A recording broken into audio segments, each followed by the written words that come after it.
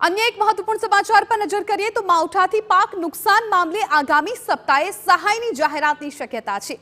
33% થી વધુ પાક નુકસાની હોય ત્યાં રાજ્ય સરકાર છે એ વળતર આપશે। એસડીઆરએફ ફંડમાંથી આ વળતર આપવામાં આવશે। પિયત અને બિન પિયતના નિયમો લાગુ પડશે। કલેક્ટર ઓફિસથી અંતિમ રિપોર્ટથી જોવાઈ રહી છે રાહ। સંવાદદાતા કિંજલ મિશ્રા વધુ જાણકારી આપી રહ્યા છે। કિંજલ, 33% થી વધુ પાક નુકસાની હોય તેને રાજ્ય સરકાર હવે ટૂંક સમયમાં વળતર આપી શકે છે। શું કેટલી કિંમત રકમ હોઈ શકે છે આ વળતરના પેટે?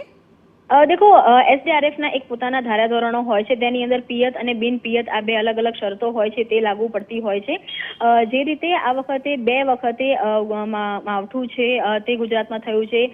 કેટલાક જે શિયાળુ પાક છે તેને સ્વાભાવિક રીતે અસર થઈ હોવાની વાત હતી ત્યારે તમામ જિલ્લા કે જ્યાં માવઠાની અસર હતી ત્યાં સર્વેની આ કામગીરી શરૂ થઈ ગઈ હતી। આદેશ આપવામાં આવ્યા હતા અને એક જાણકારી પ્રમાણે લગભગ સર્વેની કામગીરી પૂર્ણ થઈ ચૂકી છે અને કલેક્ટર ઓફિસ દ્વારા રાજ્ય સરકારમાં રિપોર્ટ છે તે કૃષિ વિભાગમાં સબમિટ કરવામાં આવશે। રિપોર્ટ આવ્યાની લગભગ 10 દિવસની અંદર જાહેરાત છે તે કરવામાં આવશે તે પ્રકારની તજવીજ છે માનવામાં આવી રહ્યું છે કે આગામી સપ્તાહ સુધીમાં જાહેરાત છે તે થઈ શકે છે। આ સપ્તાહના અંત સુધીમાં તમામ કલેક્ટર ઓફિસમાંથી રિપોર્ટ છે તે રાજ્ય સરકારમાં આવી શકે છે અને જે નિયમો છે એસડીઆરએફમાં એક હંમેશા કૃષિ માટેનું અલગ પેકેજ છે તે રહેતું હોય છે તો એસડીઆરએફના નિયમો પ્રમાણે 33% થી પણ વધારેનું જ્યાં પાક નુકસાની થઈ છે ત્યાં વળતરની જાહેરાત સરકાર કરશે।